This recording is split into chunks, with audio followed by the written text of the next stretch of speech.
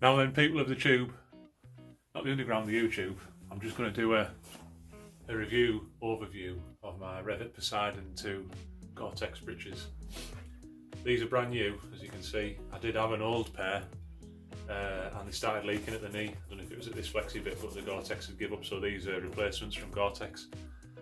And unfortunately they've changed them, and probably for the worse. These are slightly different to the same model of trouser, but they've changed the way it's constructed. So I'm going to go over it. These used to be my favourite like adventure bike / off-roady trousers for like UK weather conditions, like rain, and when it's you don't know when it's going to be moist, and when it is you don't want to get caught out.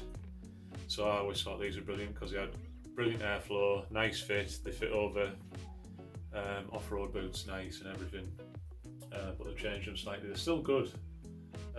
Admittedly, I'm not roading these, they're pretty much identical, there's just a couple of things that have changed, so we'll go over that. So starting on the outside.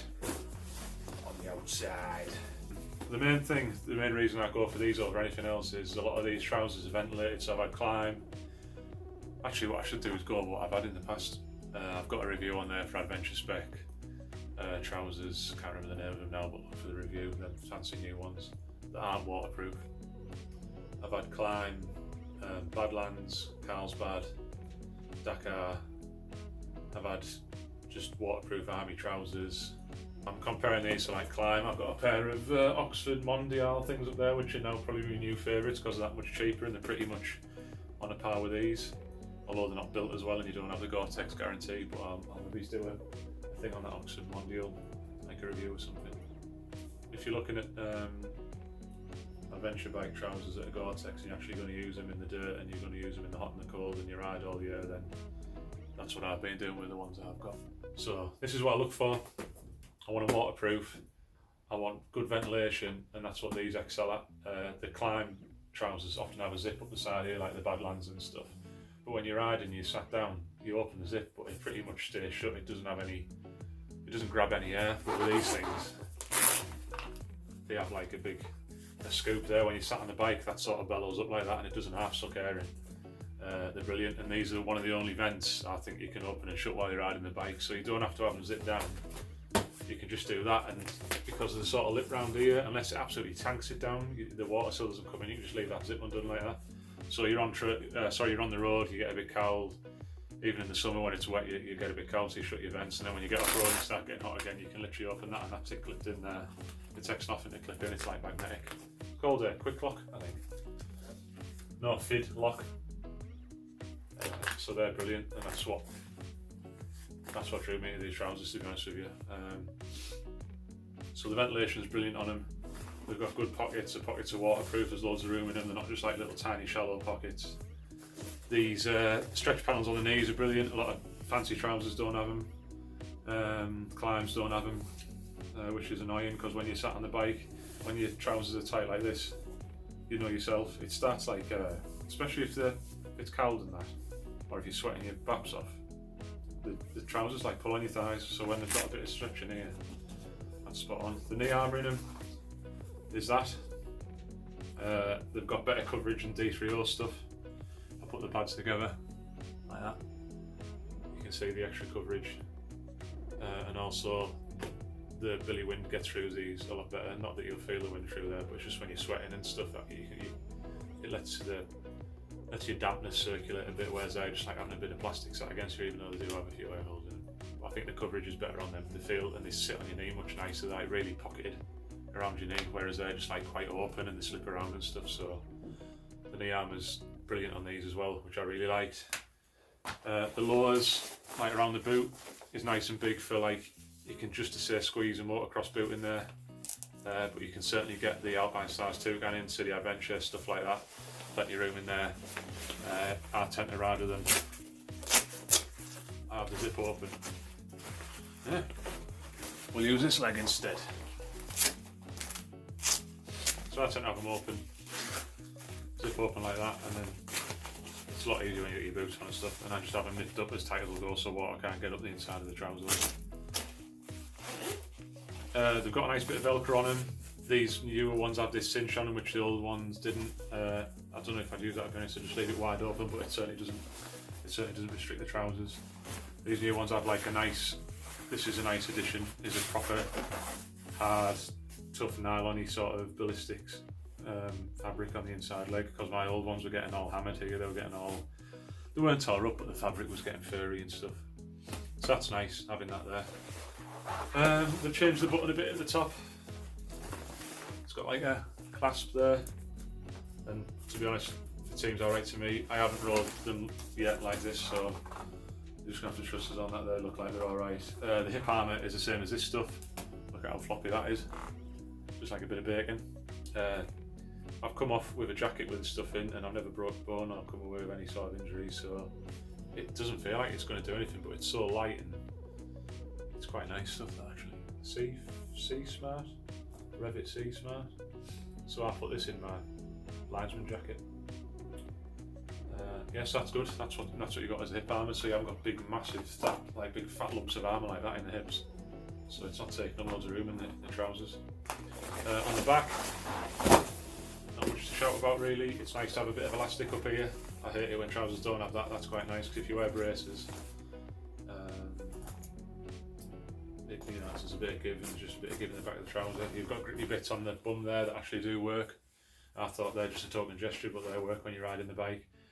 But the biggest letdown for me is the old trousers had a zip here to let the ventilation, it was somewhere along here.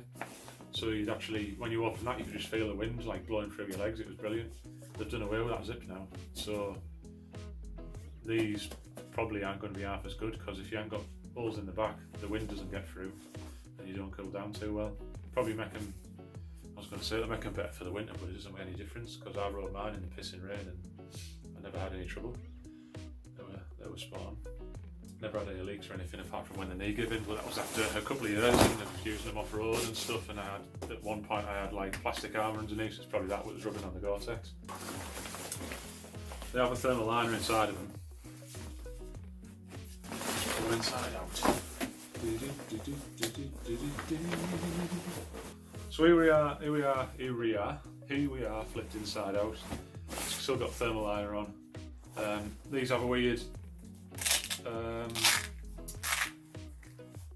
they called? Suspenders in America. Braces. They have a weird brace mount system where they have like little Velcro pocket here, and you have to buy their specific braces to catch this Velcro, and they have a zip connection to the back. You don't get them with the trousers, you have to buy it separate. I just use clip-on ones, you know, like they just clip onto the fabric. But I don't know if that's a good thing or a bad thing, to be honest. It looks a bit convoluted, I suppose. When you come to fit them, you want to have a metal buckle that might dig into your gut if you've got a big old gut on you. So could be a good thing, but I've not had experience with them sorts of attachments, so I can't really give you any feedback on that. Another thing that's quite good with these is they have these big loops here, which are good for hanging and drying them, because it keeps the trousers like open and separated when you hang them up. I just hang them off a couple of pegs in the garage. Thermal liner's good, and the good thing about the thermal liner, I don't often use them, but sometimes I do in the winter. It's got like better material down here, like more sturdy material, so when you've got boots on, it won't catch the buckles and the like, and the same on the inside here. The material's pretty resilient to boot buckles and stuff. So that's the inside, both sides. Just nice thermal liner, and it works quite well. I think even the cheapest thermal liners are all the same. Most expensive and cheapest, sorry, there's nothing to them really, it's just a bit of polyester padding. I'll take that off and we'll have a look at the armour. Right, so here, we got Gore-Tex 2L, durably waterproof, extremely breathable, very rugged and lightweight. They've changed the armour pockets a little bit. Let's have a look at the armour. Oh, you've got a little sliver. That's elbow armour, that's hip armour. It's actually the same size as the one in the original trousers they had. Just that better, I like that stuff. It's so low profile you don't even know it's there. Maybe you'll break your hips, I don't know, but it's nice to have something there rather than not. The knee armour is adjustable, which is nice. Up and down, you've got two Velcro positions there, so you can move it up, all the way up. I don't know, what is it? 1.5 inches adjustment either way, but for me it's 6 foot with a 31.5 inch inseam. The knee pads just sit perfect on an XL, and I'm a 36 6 waist, and the XLs have tons of room in them. They're a bit big really, but I like them baggy around the leg because, as I've said in previous videos, my thighs are quite big, but you can nip them up. I didn't talk about that. I'll have to go back to that. You can nip them up with the, there's adjusters here, and you can just pull them in tight. When you've got them on, they're dead easy to adjust. You don't have Velcro to catch up. They're good adjusters, and you've got tons of, there's a big lump of elastic there. It's got loads of give in it, and they just sit nice on your waist. They don't slide down all the time. You can swing your leg over a bike easy. The cut on these is very similar to Klim. Most trousers aren't, but they have a bit more, I think they're better features wise for the venting. It's a pity they've got rid of that zip on the side though. What I would consider, if you're looking at these cost the best part of 600 quid. Because I've been riding with these. Let's turn it into a comparison video. So these are Oxford Mondial Advanced Adventure trousers. These are like, they're not Gore-Tex, but they do have like a bonded laminate rather than separate fanny about waterproof liners, which I don't like. But if you see, let's quickly have a look at these. See, the zips are a bit, you can see the zips are cheaper, the fabric's cheaper, it's thinner, but they have the same basic system. You've got press studs, which I can still use while I'm riding, but it's the same thing, they catch tons of air. So they're good when it's warm. They've got bellows above the knee, so they're stretching them. The knee pads are good in them. The knee pads are adjustable up and down with Velcro. The pockets are pretty decent. They're waterproof, these pockets in here. The buckles are a bit cheap on them. They've got like Velcro elastic, which I don't really like because they give up over time and they don't hold anymore, and you get stuck on your clogger and things. But they've got like reinforcements around your arse. They've got elastic on the back of the knee as well. For the money, like these were about 100 quid or something like that off sports bike shop. Is it sports bike shop?